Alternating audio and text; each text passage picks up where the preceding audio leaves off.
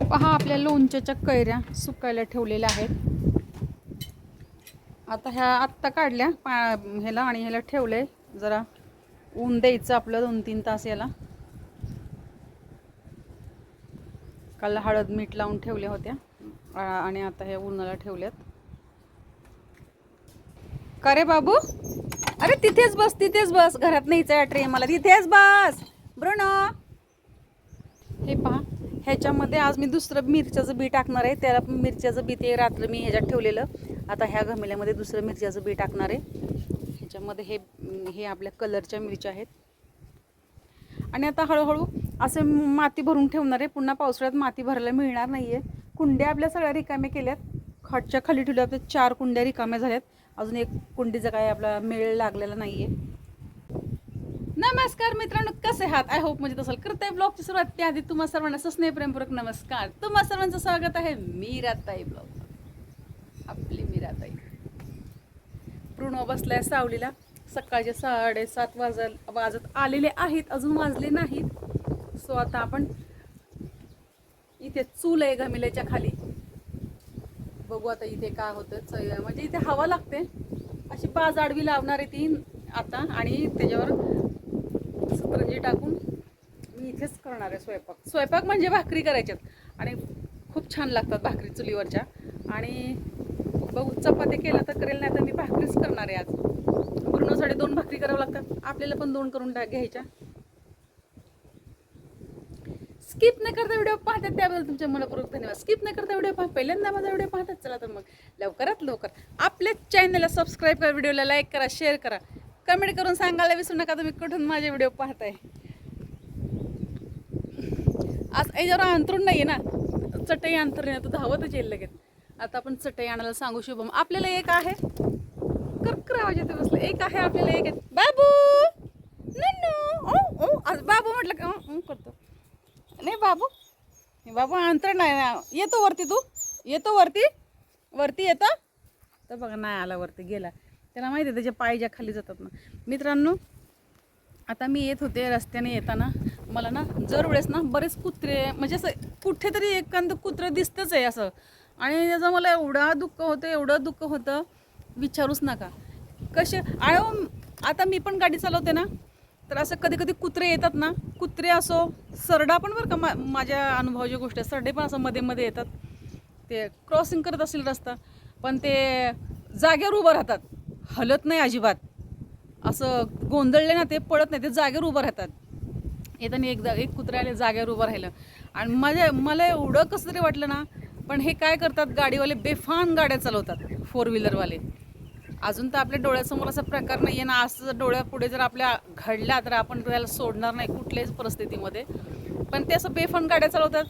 मग असं हाल होतात कुत्र्यांचे. मग ते असं दुसऱ्या कुत्रे बघत असतील ना, मग म्हणून ते गाड्यांच्या मागे पळतात. त्याचं कारण तेच आहे. तुम्हाला सांगू आता, गावाचं नाव माहिती नाही मला. इकडे थोडंसं पुढं जवळ आल्यावर मी चांगले 3-4 हट्टेकट्टे कुत्रे ह्या गाडीवाल्याच्या मागं पळत होते. आणि ते पळताना बघून मी माझी गाडी एकदम स्लो केली आणि मी जागेवर थांबले. स्लो करता मग मी थांबले. तुम्हाला सांगू, पोत्र्याच्या एकदम स्टॉपवरच थोडंसं एक कासरावर असं पुढं असं तिथेच. आणि मी जागेवर थांबले. ते त्या गाड्यांच्या मागे पळताना बघून मी माझी गाडी स्लो करते. कुत्रे एखाद्या गाडीच्या मागं पळले आणि आपल्या पण मागं जर पळण्याचा बेत दिसला ना, काय कुत्रे असं पळण्याच्या ह्याच्यामध्ये राहतात का, आता आपल्या मागे पळतील, मग आपण लगेच शांत राहायचं. मी गाडी लगेच थांबवते. मी गाडी थांबवली आणि ते 4ही कुत्रे जवळ आले. मी एक शांत उभा, मी काहीच नाही, एकदम निशब्द उभा, हाड नाही फूड नाही, काही नाही केलं. ते कुत्र्यांनी असं करून वास घेतला, गाडीचा वास घेतला, जवळ माझ्या पायाच्या जवळ आले आणि ते कुत्रे माझ्या गाडीला राऊंड मारला असा पूर्ण आणि एक करता ते निघून गेले. मी म्हटलं खरं देव, जे कुत्र्याचं भैरवनाथ महाराजांचं वाहन कुत्र आणि पशुपतीनाथ महादेव तो सगळ्यांचा आहे. खळवळीची मनापासून प्रार्थना, माझ्या तर डोळ्याला असे कुत्र्याचं काही अपघात वगैरे मला दिसू देऊ नको असं मला एवढं कसं तरी वाटलं ना. अक्षरशः माझे डोळे भरून आले आणि कितीतरी वेळ माझ्या डोळ्यातनं असू थांबतच नव्हते. काय असेल हे असो. म्हटलं बघा ना, हे प्राण्यांना पण काय भावना असतात, भावना असतात प्राण्यांना. असे प्रकार बघते ना बस स्टँडवर, करमाळा बस स्टँडवर कुत्र्याचं पिल्लू मेलेलं, त्याच्यावरूनच गाड्या जातात आणि तिची आई प्रत्येक गाडीच्या मागे भुगते. एकाला पण असं माणुसकी नाही की त्याला उचलून असं बाहेर अरे ते मेलंय ते त्याला उचलून बाहेर टाकू शकतो ना आपण बाजूला, लगेचच्या लगेच जखमी असलेलं.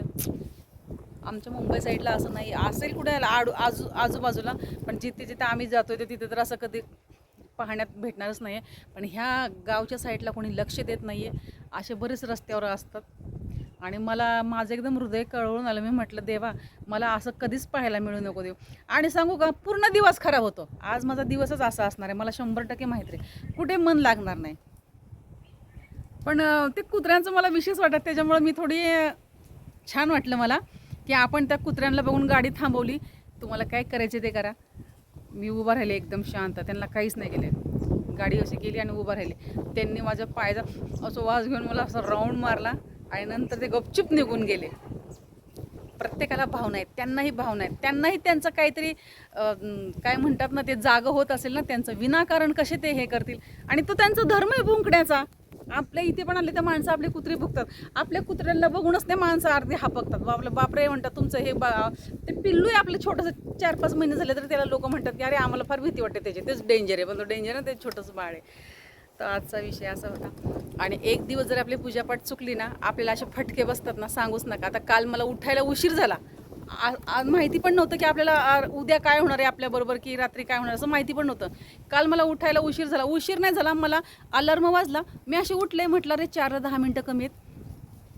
म्हटलं जाऊन दे, थोड्या वेळ झोपते, 10 मिनटं, थोडंसं उशीर होईल आज.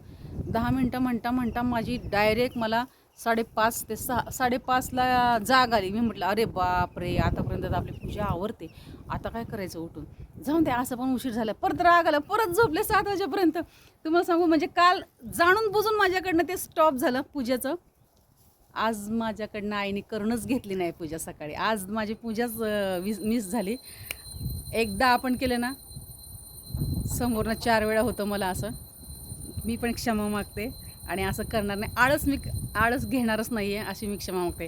चला तर मित्रांनो, मी मीराताई तुमची रजा घेते. वित सांगते पुन्हा रोज होणार आहे नव्याने उद्याच्या व्हिडिओमध्ये. तोपर्यंत धन्यवाद. काळजी घ्या स्वतःची आणि इतरांची. बाय मित्रांनो.